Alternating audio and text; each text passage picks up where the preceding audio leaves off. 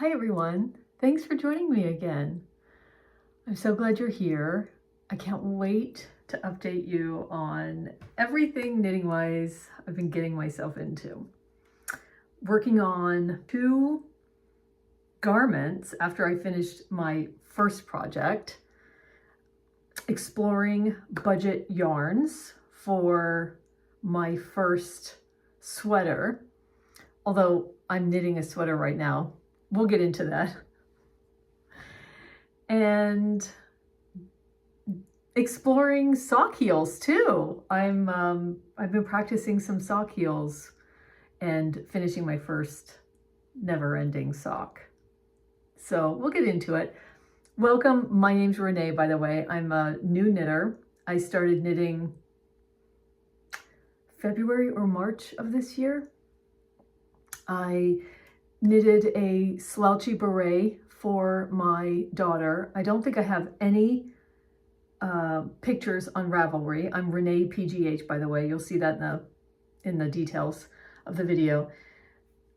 I love that. And my first project was the scarf that you'll see on Ravelry. I followed a Tin Can Knits pattern, and that was also never ending, but a wonderful project. I used a more expensive yarn because it was a scarf and it was a 1 skein. Was it 1 skein? It had to be 2 skeins.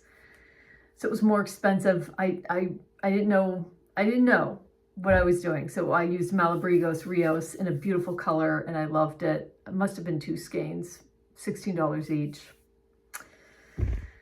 But for any garment that I'm making now, I am using more budget-friendly yarns because I'm new, I'm practicing, and I want to feel relaxed about it. And finding a good value yarn that feels good to me is important. It makes me feel more relaxed.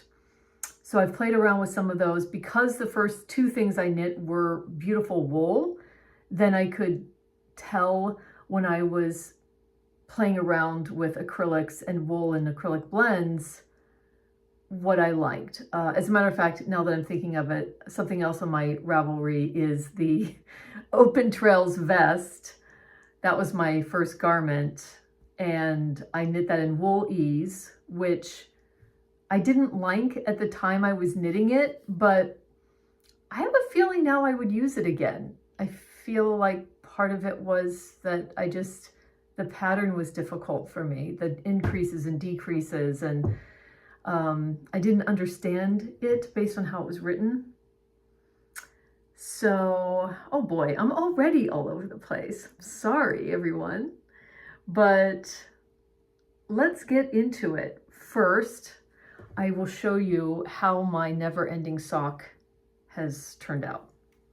This was, everything about this is Frankenstein-y, but the most important thing being I finished it and it fits. It fits. It fits. So I didn't know when I was following the Crazy Sock Lady vanilla sock pattern that this would involve such a long leg of knitting my first sock. I would not do that again. And as a matter of fact, I'm not doing it now. But I love the way this yarn self-striped. It's very prickly. I could not wear this yarn, but it's not to wear, I guess. It's a Regia sock yarn, Regia Celebrations, I think. And I have the ball band downstairs in the ottoman, but this was $12 at my local yarn store. And yeah, I've grown to like this. It certainly is stretchy. And so I did the heel flap and gusset for the first time, and at least it's there. And then I Kitchenered. And as a matter of fact, with the self-striping yarn, it was the green part. And as you can see, it's very Frankenstein-y. I was not able, I wasn't following those directions in the Crazy Sock Lady video that I was watching. it wasn't good directions for me. And I have since watched many other Kitchener stitch directions. I will insert some photos that I took of this sock on my foot, so you can get a sense. But what I do know and love is that the number of inches that I knit from the base of the heel to where I started the toe fits. So I'll insert a photo.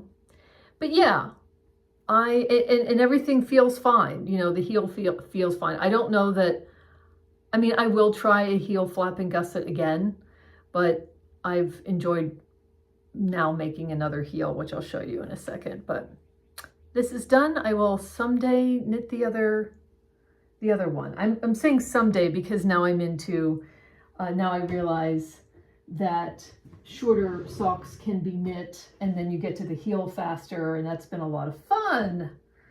So I'll show you what I'm doing now.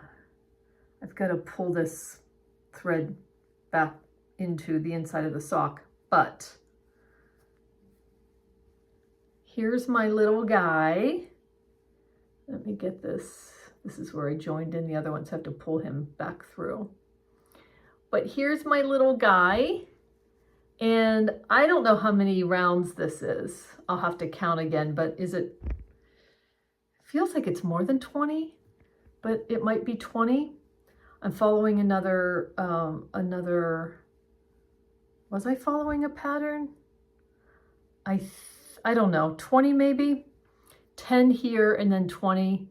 I'll count to make sure, but you know, it's a shorty. Then I did this, I think it's a slip stitch heel, and I'm using self-striping, and isn't it funny how it started making this blue, and then at the very end of this heel, it ended up this green, this little green. So, and it started off as this really cool pink at the top. So the two sock yarns that I'm using, I love both of them. I love the stretchiness. It's so stretchy. It's this Hawthorne by KnitPicks. I think I said the last time I bought this on Amazon because I wanted a plain sock yarn with a little confetti, and I just wanted one skein, and I was desperate, so it was $17.98. But as you can see, it's going to last me a very long time because I'm going to make shorty socks. I will now order this from KnitPicks along with some colors, some solid colors eventually. I know that a lot of people like KnitPicks Stroll, and it's always on sale. But what's making this cute heel is this Patons Croy, and you wouldn't know it based on the fact that it looks purple on the outside, but I'm pulling from the inside. Yeah, from the inside, and the next I left off green. So when I start the toe, I guess it's going to be green. And I don't care what color it is, truly. I'm not going to manage the colors. But this is, this was clearance yarn. And I think I also got something additional off of the clearance. But this was $5.47. I think these are normally like 7 something, but you can always either use a coupon for a single item and buy this 40% off or 20% off or whatever, or wait for a Joann's sale. And this colorway is called Mexicala, and I have another skein, and it's wound up differently so that like this bright is on the outside. But I love Patons. It's so stretchy. And so when you're doing those tricky little stitches on my 9-inch circulars, you know, the decreases and whatever, and the knit two together, it was a little easier because it's so stretchy. And the Hawthorne is very stretchy. I love the Hawthorne. So yeah, I mean, I made my way through it, the heel. There's holes, but it's there. And I've actually tried it on and it fits. I like, you know, I held these and then I tried this on. So I'm having a lot of fun. I have a hair appointment tomorrow, just like a partial highlights appointment where I'm going to take the sock. I worked on the sock at a picnic / parade that we were at, and I wasn't sure. I took it and I wasn't sure if I was going to work on it or not, but it just worked in seamlessly. Sometimes I'd put it down, sometimes I'd get it out. It was really fun. All right, let me put this down here. That's where I'm at. Oh, let me tell you what video tutorial I used for the 9-inch circulars with the slip stitch heel that I followed, that I was able to understand. It's a tutorial, socks on 9-inch circular knitting needles, step-by-step knitting tutorial from Knitting House Square. I'll have that linked down below. And what ends up happening is when you split the 64 stitches into 32 and 32 to make the heel, you're actually using 2 circulars. So it's kind of like magic loop, and it's kind of like DPNs, but you just have it dangling there, the one circular and the other circular. And I happen to have 2 circulars. One of them is bamboo and the other one, and it worked out just fine. I didn't mind that. And so the next one I'm going to try after I'm done with this pair is the shadow wrap heel. So I have a video saved where I think it's My Yarny Corner, it might be. So, or Roxanne Richardson, one of those I saved, and I started watching it and I could like understand it. I've chosen like not to put my sock my projects on Ravelry. I might someday if I do a special pair, but I'm just not going to track them on Ravelry. I'll just talk about them here. So, garments, budget yarn.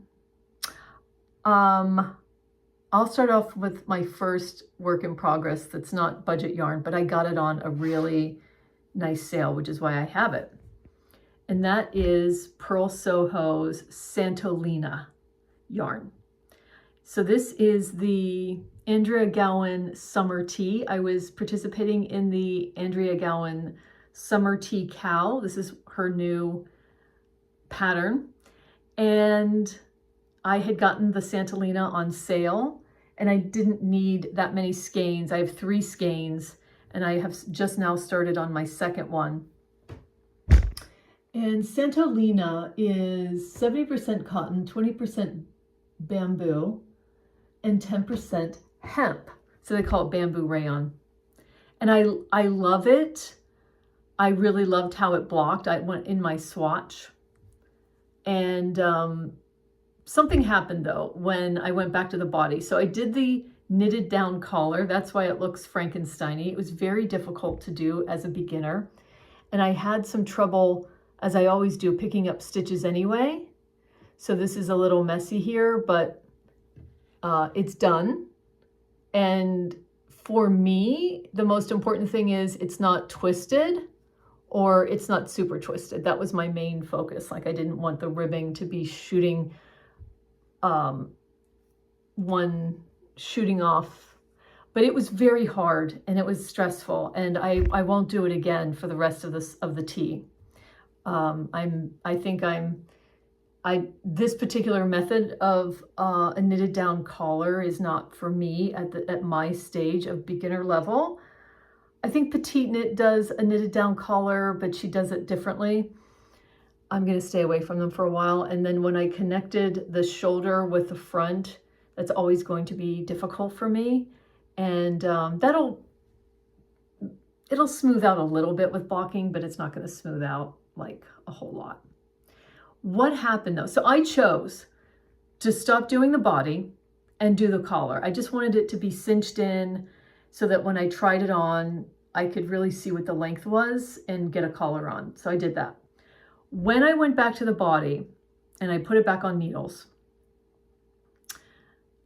I think I used the wrong needles and I went smaller, because I think the needle I have recorded on Ravelry is incorrect. I think I meant to use a 5, But in fact, I bet you I was using a 6. And I'll explain why I think that's true. So for like this inch, it looked tighter. I was knitting on it last night. So I've made an executive decision here. And I've decided to correct that by putting this back on 6s and not tinking back. I'm just going to keep on going because I know all of this gets really nice and smoothed out when it blocks, and I'm just going to keep on going. See what happens. So I don't know. I did some surgery back here because there was a hole. And so, you know, because it's a plant fiber, there's unevenness and there's flex of the hemp. And I like that. I like it.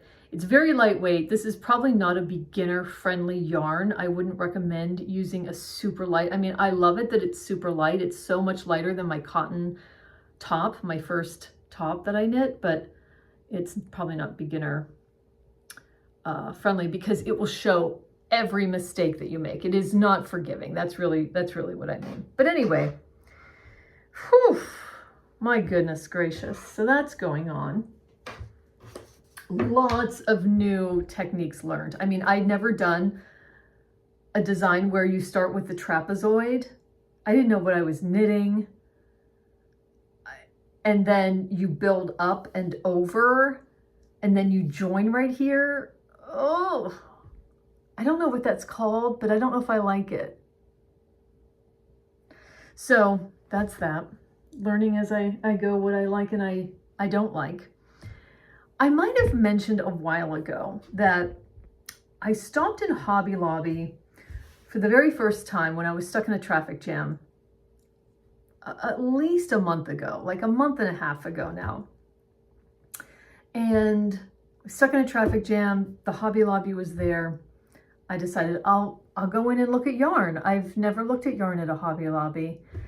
And so I was doing some scouting, and even though this is not a Hobby Lobby brand, they happen to have this 2 of Wands Color Theory yarn on clearance. It's normally $6.29, which is, I guess, not that expensive for, this is acrylic yarn. It's 246 yards, and it's 20 stitches for a 4-inch on a size 7. So it says it's a medium weight. So it's worsted, let's say. Worsted? So it was on clearance for half price, $3.14. And I love the color. It's looking lighter, and it's this color. That's what it looks like, is this dark, it's like a cinnamon. Yeah, it's a dark, dusty rose, nutmeg, cinnamon, and it just called to me. I don't even know if this is my color, but I love it. And I'm gonna put in, I'm getting ahead of myself. I am gonna put in some B-roll of me wearing the thing that I'm knitting with it. But I got as many skeins as they had because I got nervous about how much I needed for a sweater. So I was like, well, if it's too, oh, this is called Canyon, by the way. I love that name. This is, what did I say? 246 yards. So I bought the 5 skeins, too many really. So $15, and do the math on the change. But I didn't know, and I didn't want to be scared about running out because this was on clearance. I later saw this on clearance also at Joann's. They had 1 skein on clearance. So I may be able to return whatever I don't use to Hobby Lobby, because at Joann's, you can return anything at any time as long as you have the receipt. So when I had leftover K&C cotton left from my Purl Soho circular yoke sweater, I just went back the other day and returned it. So anyway, that's that. It's squishy. I had done a swatch, and I like it. It's not splitting. It's super stretchy, and I like working with this. If you're looking for a budget yarn, acrylic, and I know all the arguments not to use acrylic, I understand it. But if you are looking for something that feels good quality, I can't recommend this enough. Two of Wands, so it's a designer. Her name is Alexa, who is designing this. Oh, I didn't say, sorry, this is a Lion Brand yarn. So you can get this from their website when they're running their big sales, and you can get it at Joann's. And I am knitting the Tin Can Knits free pattern. Can you guess what it is? You know what it is if you are an experienced knitter. I'm kind of in the middle of a row, so unfortunately this isn't going to hang right. It's the flax sweater, the free pattern. Let me see if I can. So I want to hold it this way so that I can show you the purl things that happen on the sides of the arms. This is my first time knitting a raglan. I did not know that these things, these four corners, it's like a bishop's hat, right? These four corners were going to show up as the increases. I didn't know that this pattern, which granted looks wonky a little bit, was going, that they were going to show up as I was making this sweater. So I'm delighted. I had no idea. Let me see if I can get a, you see that? The raglans. And then you've got the increases and then the purl. I have some B-roll that I'll put in.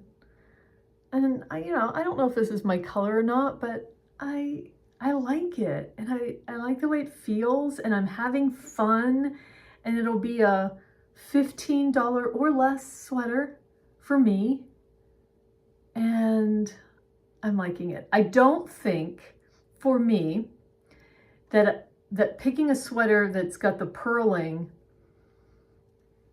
is probably the best for me, because I've made some mistakes on it, and sometimes I've chosen to go back and correct, and sometimes I haven't, because it would have just been too long of a way back. I noticed, like, oh crap, I missed that. I didn't purl when I was supposed to. But I'm correcting some things. I have tinked back many times to correct things, and I'm just going along and making choices of what I'm taking back and for and what I'm not. But I love how the collar fits. You'll see that. I'll insert it over me, or maybe I have already done that. You'll see the collar, like I like a collar to be right here on me, crew neck wise. So that's cool. And yeah, I don't know what happened. I just felt like, oh yeah, I have this yarn. I finished that other shirt. I looked at the gauge, and it was, for me, it was a good gauge. It was 20 stitches and 4 inches on a US 7. So yes, by the way, this is a US 7. So that's nice to have a US 7 needle project. So I'm enjoying that. Oh boy, what am I going to talk about next? I am scouting yarn for my next sweater project. So when one of these is done, which it's going to be, this project is done first. I'm very intimidated and nervous about the doing the sleeves. So we'll see. These are very big armholes. I don't know what happens, but we'll see. We'll see on that one. But I'm going to make the Florence Miller step-by-step sweater, and that's like an Aran weight yarn. It's like 16 stitches for every 4 inches. On a size something, very large. I have it here.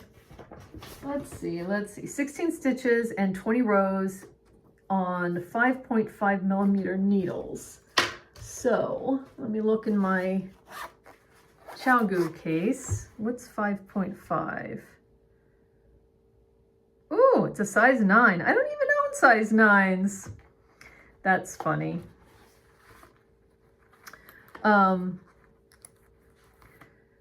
we'll see how I manage that. I think I have size 9s in my, I mean, I know I have them in the wooden needles, but for a sweater, I'd really like to use the ChowGoos. And I have this shorty set, which I am finding unbelievably handy. I mean, just when I'm doing necklines, and I'm sure this will happen when I'm doing armholes, I find a million ways, and I can also put this on a red twist cable and use them for socks. No, I can't, because what am I saying? No, I can't. They go down to 4s. I have the ChowGoo sock needles. That's what I'm thinking about. These only go up to 8, and they're like the shorty and then the longer shorty. And what happened was, I think that how I got my needles messed up in the summer tee was I noticed when I was putting these back that I had put them in the wrong slot because a slot was open. So then I went and used the chart with the holes in it to straighten them out in this. So I think that's what happened. And I don't think I ever used a size 5. Maybe I meant to on the summer tee.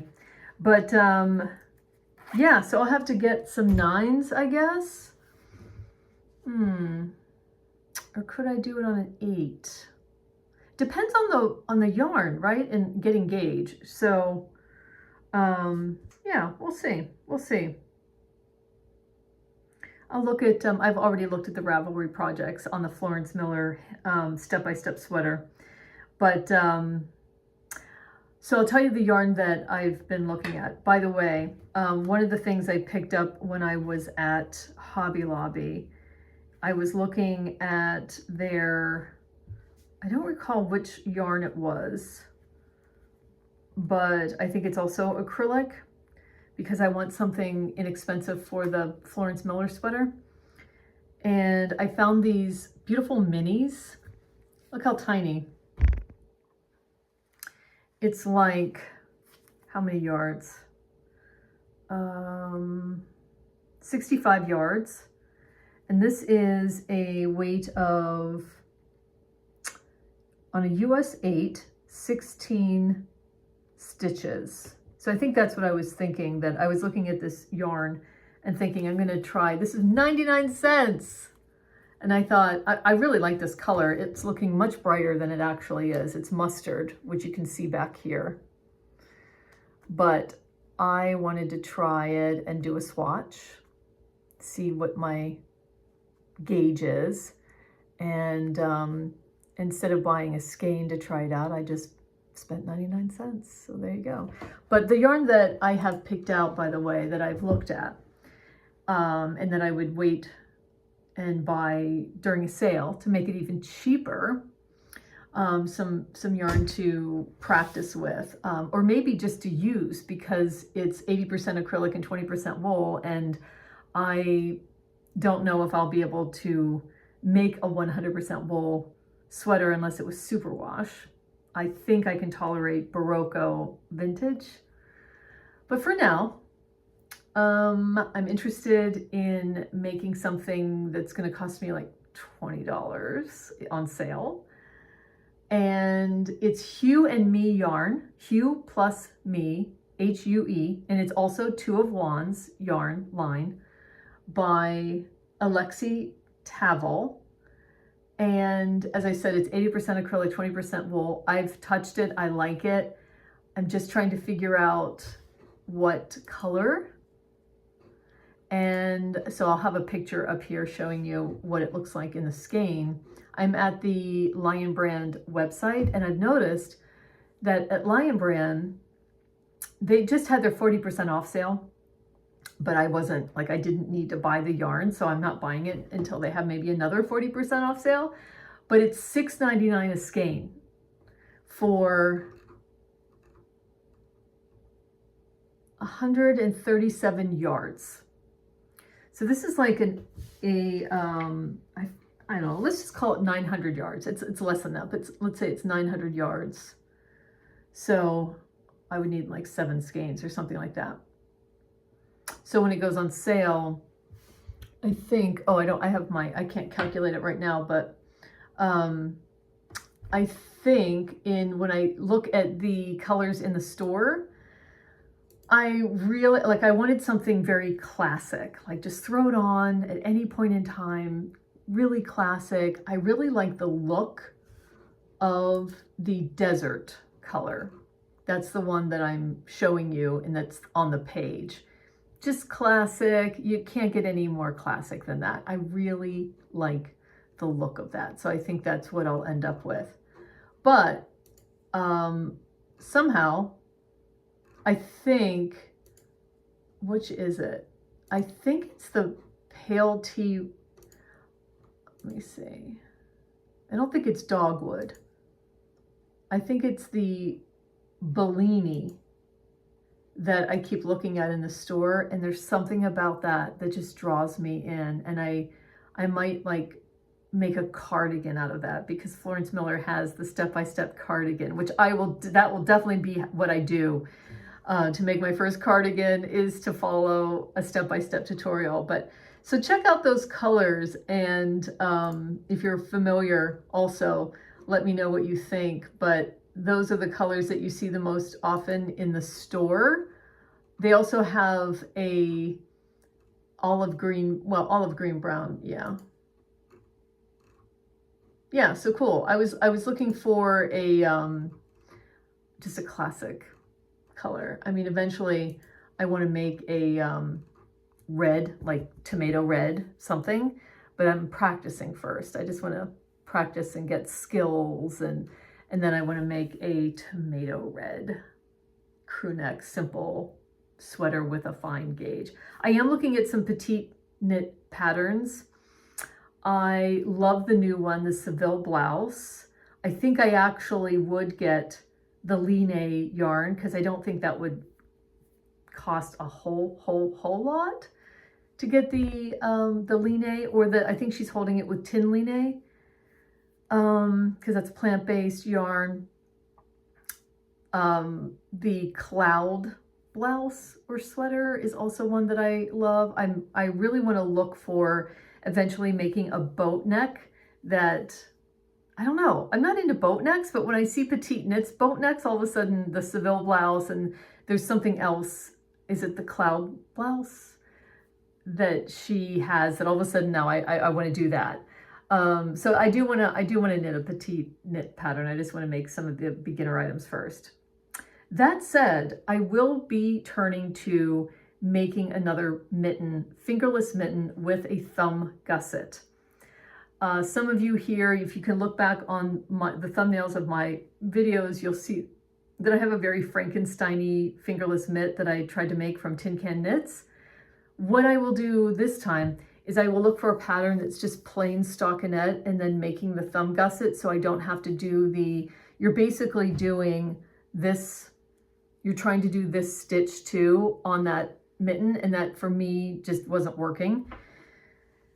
So now that I've made a couple socks and I'm used to doing like smaller things, I want to try the fingerless mittens. I'm going to unravel that mitten, and I'm going to just try it again in a more simple pattern. So recommendations, please, hopefully free pattern, but and because I want to make fingerless mittens at least for my daughter.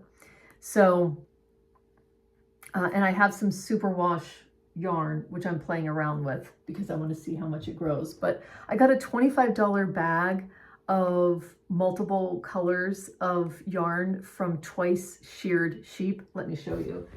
I've already showed this, but I mean, it was a while ago. Oh, let me get it. Okay. Woo. So you get all these little balls of yarn, And I want to put them together in a cute way to make some stripes. I can add in some cream colored something just to make them go further, but I played around with this and I swatched the purple because I can always tear it out when I need more of it. But I swatched it so that I could see how much it grew, so that when I'm doing the measurements. But here's my swatch. And I love this yarn. Oh my gosh. But it's expensive in a skein, so I'm glad to have the sampler pack for striping. What happened was it was 20, I know this is tiny swatch, but it was 20 stitches per 4 inches before blocking, and then it was 18 stitches afterwards because it went, which means like it's going to be a little bit larger. So that's good for me to know when I'm actually making the mitten.